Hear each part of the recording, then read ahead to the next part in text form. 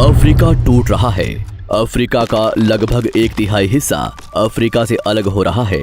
वैसे ही जैसे आज से 10 करोड़ साल पहले भारत अफ्रीका से टूटकर आज के तिब्बत से टकराया था, अब वैसे ही अफ्रीका का ये टुकड़ा भारत से टकराने वाला है। और अगर ऐसा होने वाला है तो यहाँ की जमीन ऊंचे पर्वतों में परिवर्तित हो जाएगी।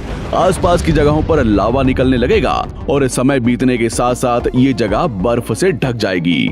लेकिन हमारी पृथ्वी के साथ ऐसा क्यों हो रहा है? क्या हम इसे रोक नहीं सकते? आखिर भविष्य में हमारी धरती के साथ क्या होने वाला है?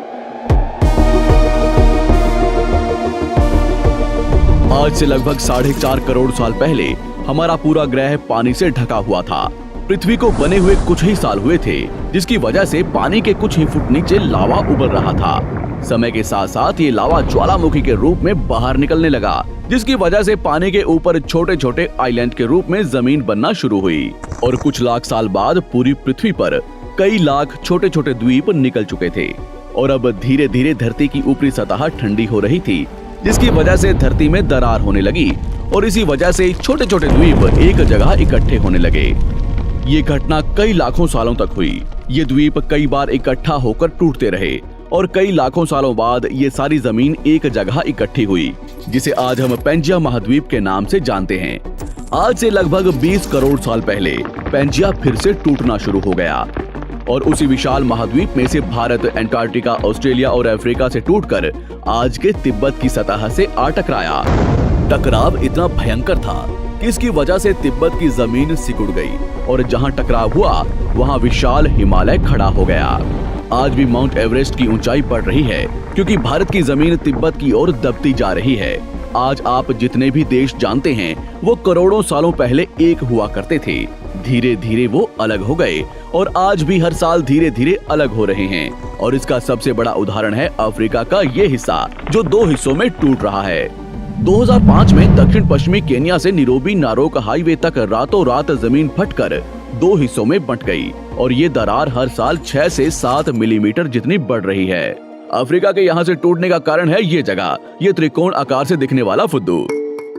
इस जगह पर 3 अलग अलग तरह की जमीन मिलती है, न्यूबियन, सोमाली और अरेबियन प्लेट। तीनों प्लेट्स के यहाँ जुड़ने की वजह से पूरा त्रिकोण हिस्सा अंदर से निकले लावा की वजह से बना हुआ है, जिसकी वजह से यहाँ हजारों सालों से ज्वालामुखी निकलना आम बात है। यहाँ रहने वाले लोग इस जगह को अपने रहने का ठिकाना मानते हैं, जिस जगह का खुद का ठिकाना नहीं है कि भविष्य में ये रहेगा कि नहीं, क्योंकि ज्वालामुखी से इस तरह का निर्माण होने और हजारों सालों से ज्वालामुखी निकलने की वजह से यहाँ की जमीन पतली और खोखली है। बार बार ज्वालामुखी निकलने की वजह से यहाँ भूकंप आना आम बात है और यही कारण है कि यहाँ की जमीन टूट रही है। भविष्य में दरार बढ़ने पर यहाँ पानी भरने लगेगा और ये पूरा हिस्सा पानी से भर जाएगा और इसकी वजह से अफ्रीका के टूटने की गति बढ़ जाएगी, जिसकी चेतावनी यहाँ खोज करने वाले भूवैज्ञानिक यहाँ स्थित देशों की सरकारों को दे चुके हैं। इससे हमारी पृथ्वी को ये खतरा है कि दरार बढ़ने से ज्वालामुखी और विषैली गैसें निकलेंगी। भूवैज्ञानिक रॉय लिवमोर के मुताबिक सोमाली प्लेट भविष्य में भारत के पश्चिमी हिस्से से टकराएगा और यहाँ मैं भारत का मतलब आज के इंडिया, पाकिस्तान और श्रीलंका से टकराने की बात कर रहा हूँ। तो क्या होगा जब सोमाली प्लेट भारत से टकराएगा? अगर सोमाली प्लेट उसी गति से भारत से टकराता है जिस गति से भारत तिब्बत से टकराया था, तो कई शहर और राज्य तबाह हो जाएंगे। इसका सबसे जल्दी और ज्यादा असर भारत के मुंबई में दिखाई देगा। समुद्री किनारे साल दर साल उठने लगेंगे और भूकंप आम हो जाएंगे। समय के साथ साथ ज्वालामुखी फूटने लगेंगे। धीरे धीरे सोमाली प्लेट गोवा से केरला और श्रीलंका के संपर्क में भी आ चुकी होगी। ऊपरी साइड में द्वारका से सोमनाथ और पाकिस्तान के कराची तक सारे समुद्री किनारे पर्वत में परिवर्तित होने लगेंगे और यहाँ विशाल पर्वत खड़े हो जाएंगे, जिसकी वजह से यहाँ का मौसम ठंडा होने लगेगा और यहाँ भी कश्मीर की तरह बर्फ गिरने लगेगी। बर्फ पिघलने की वजह से आसपास कई सारी नदियां निकलने लगेंगी और आसपास के हिस्से घने जंगलों में परिवर्तित होने लगेंगे। टकराव की वजह से साउथ इंडिया टेढ़ा हो जाएगा। उस वक्त तक आज के नेपाल और भूटान का बहुत बड़ा हिस्सा हिमालय में जा चुका होगा। इस वक्त तक सिर्फ भारत ही नहीं, पूरी दुनिया बदल चुकी होगी। पृथ्वी की सारी जमीन एक जगह इकट्ठा हो चुकी होगी और इसकी वजह से आज के ज्यादातर देशों का वातावरण बदल चुका होगा। आज का पूरा एशिया और ज्यादा उत्तर की तरफ जा चुका होगा। जिसकी वजह से आज के घने जंगल रेगिस्तान में परिवर्तित हो चुके होंगे और आज के रेगिस्तान घने जंगलों में।